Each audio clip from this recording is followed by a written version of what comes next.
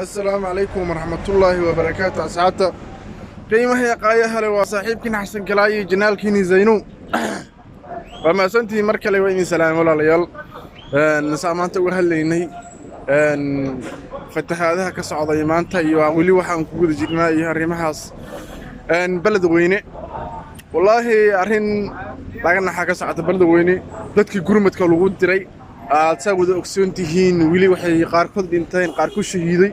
marka qof walba waxaad ku dhintay shahiida u rajaynayna walaalahay insha Allah taala arrintaas waa arrin laga naxo laakiin waxay ahayd ummadda Soomaaliyeed markay dhibaatadan webiyaasha dadka wadankan aan joogno biyahaas saas u baaba'aya oo waxay ahayd wax ka faa'iideysta la arkeenin wadankan biyaha la isticmaalo biyahaas waay biyahaas wadankan aan joogno South Africa biyahaas la isticmaalaa annagana waa aragtay biyihii barwaaqadii naga badatasan hadda tusaale ahaan balad weyne maanta waxa laga cabanayaa in fatahaada dhaceen waxay ahayd arrimo saas u socdaan laakiin dhowr bari kadib waxa dhici karta in xaaladdu san iska bedesho isbaaxo aysan ku socon oo la yiraahdo waxa dhaca webiyaashu waa fatahaaddu hadda inay socoto waxa ku xigsanaya abaara jirta waxay ahayd macluula jirta sana jirta marka hore marka xilligan la joogo waxay u baahan tahay ka faa'iideysi xoog leh in la sameeyo laakiin arrintaas ma ku baraarugsanin badankeena taasoo cillad weyn noo keentay markii la fiirsho dhinacyo badan sababtu waxay tahay xirfadeedii in la yeesho dadkeena Soomaaliyeed qaabkan loo socday hay'adna nolol markii wax laga bedelo marka nolol dadku waa wada baahan yihiin laakiin in laga faa'iideysto biyahaas aad iyo aad muhiim weyn ugu tahay marka insha Allah taala asxaabay loo sheer gareeyo qof walba arko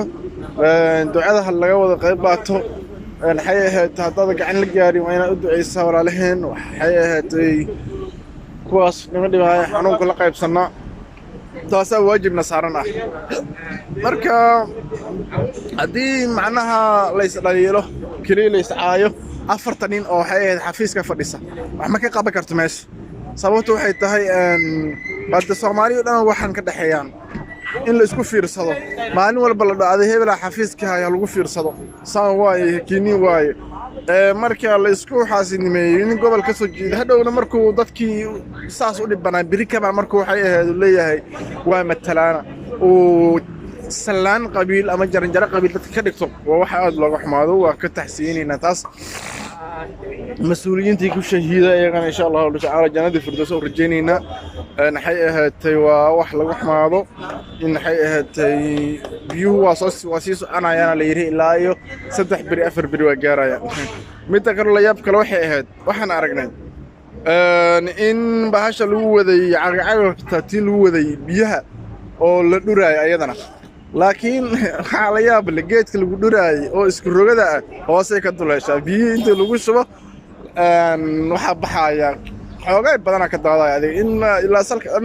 waa si doodooyan okay biyaas daadonooya intuu geeyna markii macnaha waa isku taray gareyn leewa taray gareyntaas waa fiican tahay macnaha qofaan qabanayay dhafiq ee dhaaman laakiin biyihii inay hoos ka socdaan ayadana ma fiicna meelahaas